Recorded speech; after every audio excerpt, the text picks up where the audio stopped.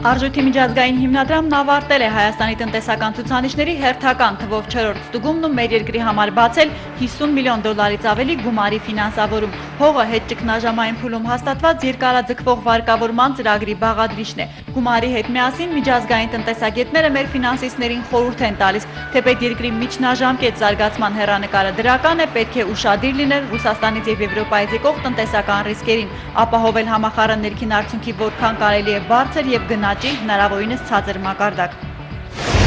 Քաջատեղյակ եմ սպորտի ոլորտում տիրող իրավիճակին։ Սպորտի նորանշանակ նախարարը նախկին բասկետբոլիստ է, անկուսակցական 31 տարեկան, ամենաերիտասարդը նոր կառավարությունում։ Սրանք ամենամեծ երաշխիքներն են, որ երկրի մարզական կյանքի ու երիտասարդության խնդիրների հարցերը հասկանալու լուծելու համար նա նույնիսկ խորհրդականների կարիք չունենա։ Կառավարության մյուս երիտասարդ նախարարին Արտեմ Մասատրյանին է վստահվել ամենածանր սոցիալական ոլորտը։ Խոստացել է շարունակել աղքատության դեմ պայքարն ու կենսաթոշակային բարեփոխումները։ Արդեն այս փուլում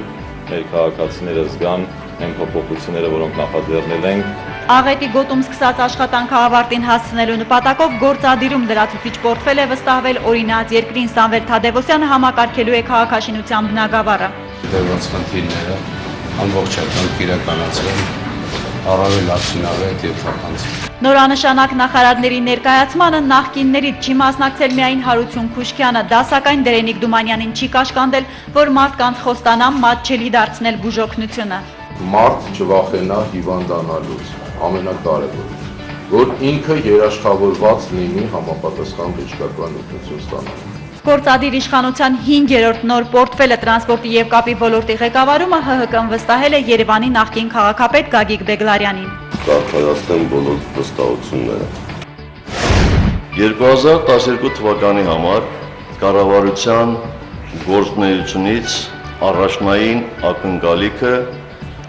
7% տնտեսական աճի ապահովում։ Սա առաջին հանձնարարությունն է, որ նախագահ Սարգսյանը դնում է կառավարության նոր կազմի առաջ։ Նորանշանակ նախարարներով համալրված գործադիր իշխանությունն այսօր արտահերթ նիստ է գումարել եւ ազգային ժողովի հաստատմանն ուղարկելուց առաջ մեկ անգամ եւս քննարկել կառավարության ծրագիրը։ Մեր կարևորագույն խնդիրն է կրճատել աղքատությունը, այս սեզոնի ամենամեծ գործը գյուղացուն օգնելը, ասել է նախագահը։ Ընտրություններում հաղթանակը դափնիների վրա հանգիստ չէ, պետք է իրականացնել Հայաստանում կյանքը բարելավելու քաղաքացիներին տված խոստումը։ Կառավարությունը կշարունակի սկսած բոլոր ռեֆորմները, վստահեցրել է վարչապետը։ Աղքատության կրճատման ապահովում 8-ից 10%-ային կետով։ 100,000-ից ավելի նոր աշխատատեղերի ստեղծում, ընդ որում ոչ գյուղատնտեսական զբաղվածների թիվը կավելանա 30-ից 50,000-ով։ Առաջիկա օրերին եղանակը մի քիչ կզովանա, շոգից տանջվող բնակչությանն աչքալուսանք է տալիս հայպետ հիդրոմետը։ Երկրի հյուսիս-արևմուտքից ցուրտ հոսանք է Հայաստան մտել, այն օդի ջերմաստիճանն ամբողջ հանրապետությունում կիչեցնի 4-ից 6 աստիճանով։ Օրվա երկրորդ կեսին եւ գիշերը ամենուրեք, նաեւ մայրաքաղաք Երևանում մինչեւ հունիսի 20-ը ներառյալ սպասվում է անձրև եւ ամպրոպ։ Նաեւ քամոտ կլինի, բայց կարկուտ չի կանխատեսվում։ Մարտի կեսերին բույսը ջուր էր ուզում արդեն։ Ջերվելու կարիք ուներ, բայց ջուրը տրվել է ապրիլի 15-17-ին։ Ծարավին բույսն արձագանքել է խնայողական աճով, հենց այդ պատճառով է, որ երկրում տեղ-տեղ կարճացողուն ցորենուն ենք, բացատրում է մասնագետը։ Այնտեղ, որտեղ գյուղատնտեսական ցանքերը գարնանը խոնավության սուր խնդիր չեն ունեցել, էլիտար սերմացուի արտերը նորմալ վիճակում են։ Հույս կա անցած տարվա չափ բերք հավաքել, իսկ նախորդ սեզոնին Հայաստանում վերջին տարիների համար հացահատիկի ռեկորդային պաշար է անբարվել։ Միջին բերքատվությունը եղել է 38 ցենտներ, Գեղարքունիքի ջրովի արտերում այն հասել է մինչև անգամ 78 ցենտների, գյուղացիներին շահագրգռելով 18,000 հեկտարով ավելացնել ցորենի արտերը։ Հասկի աճի հետ կապված որևէ խնդիր չունի հանրապետությունում ամենամեծ Լորվա Վարդաբլուր գյուղում գործող Սերմնաբույծ ընկերությունը։ Տարբեր սերմացուներ փորձարկող տնտեսությունը ցորենի բարձրորակ հատիկ է ակնկալում։ Մենք անցած տարի 80 հեկտար ծրագրի մեջ կայինք։ Արցախյան Մարտունու, Քաշաթաղի, Հադրութի, Մարտակերտի եւ Ասկերանի շրջաններից Ղարաբաղում սկսել են այս տարվա հացահատիկի բերքահավաքը։ Պետք է ցորեն եւ գարի քաղվի ընդհանուր առմամբ 54200 հեկտար արտերից։ Հասկերը հնձելու գործում 301 միավոր տրանսպորտային միջոցներից կներգրավեն 240-ը։ Գյուղտեխնիկայի պակաս չունեն, արտերում հիմա աշխատում է 96 կոմբայն։ Ղարաբաղյան ագրարային վիճակագրությունը փոխանցում է արկան։ Այս պահի դրությամբ գարու միջին բերքատվությունը հեկտարից 14.2 ցենտներ է։ Արտատերերը հնարավոր հնարավորությունն են դաշտից ստացած գարին տեղում վաճառել կիլոգրամը 105-ից 110 դրամով։ Արցախում այս տարի ցորենն ինչ բերքատվություն ունի եւ որքանով կմթերվի դեռ չի նշվում։ Ինչ մնում է հայաստանյան դաշտերին, հացահատիկը մեր մոտ դեռ խակ է։ Այժմ վաղահաս կարտոֆիլը քանդելու ժամանակն է, բերքը լավն է, ըստ գյուղատնտեսների առատ կլինի նաեւ աշնան կարտոֆիլը։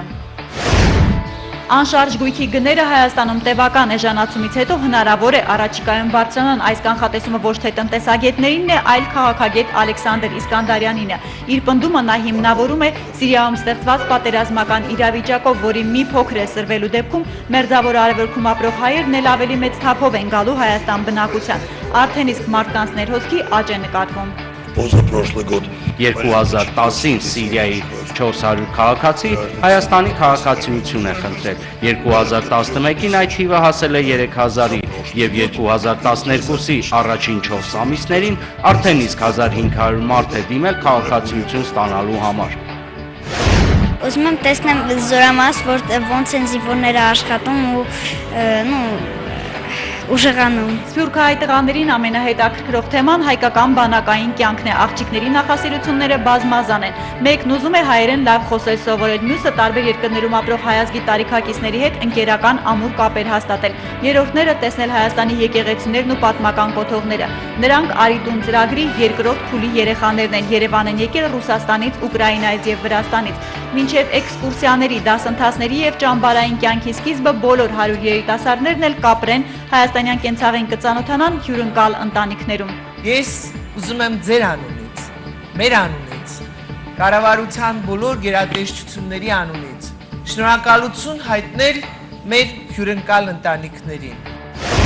Կենգուրուն օրինակ ինձ տվեց արագ մտածելու հնարավորություն։ Մարտունեցի Էռնան է կենգուրու մաթեմատիկական մրցույթի այս տարվա հաղթողը։ Նա ի դեպ 2009 թվականին նույնպես տրամաբանությամբ առաջինն է ճանաչվել Հայաստանի դպրոցականների շարքում։ Որպես պարգևատրում 11-րդ դասարանի աշակերտուհին շուտով կմեկնի Ֆրանսիա մասնակցելու Ամբուազ քաղաքում անցկացվող ամառային միջազգային ճամբարին։ Կենգուրուի այս տարվա մյուս հաղթողներին 3-րդ եւ 4-րդ դասարաններում սովորող գեղարքունիքցի Աննային, Շիրակցի Սիրիոժային, Լորեցի Տիգրանին եւ Կոտայքցի Եվային մրցույթի կազմկոմիտեն նվիրել է նետբուք։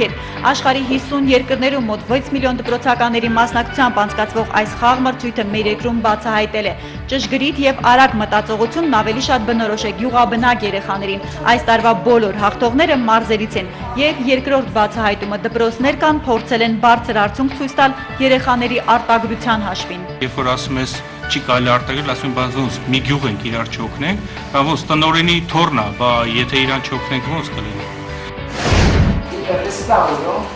Իտալիան պատմամշակութային ժառանգությունն ու արվեստը գնահատող երկիր է։ Պետության ներդրած ջանքերն այդ ոլորտում վերադարձվում են տուրիզմից ստացվող եկամուտների միջոցով։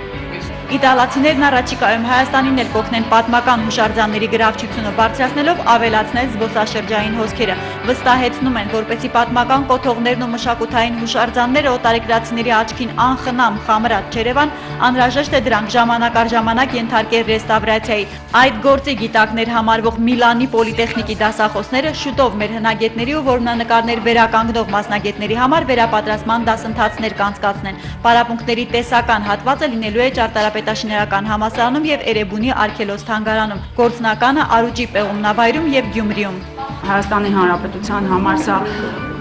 անչափ կարևոր ուրեմն գործ է, որովհետեւ ինչպես գիտեք, մեր պատմամշակութային ժառանգությունը միշտ թե ուրեմն պետության կառավարության եւ թե անհատների հասարակական կառույցների ուշադրության կենտրոնում է։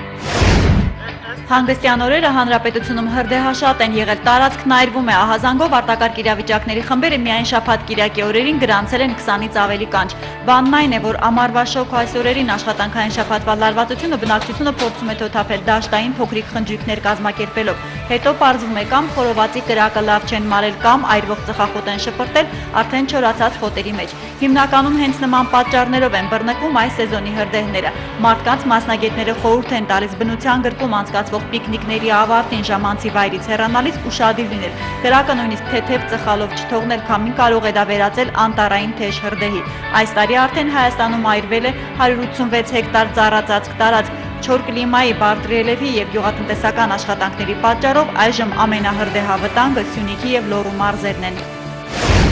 Հունիսի 18-ին NASDAQ OMX Armenia-ի հարթակում իրականացված արտարժույթի առողջարքի ծավալն ու միջին փոխարժեքը, հունիսի 19-ի համար ձևավորված տեղադրամի փոխարժեքները։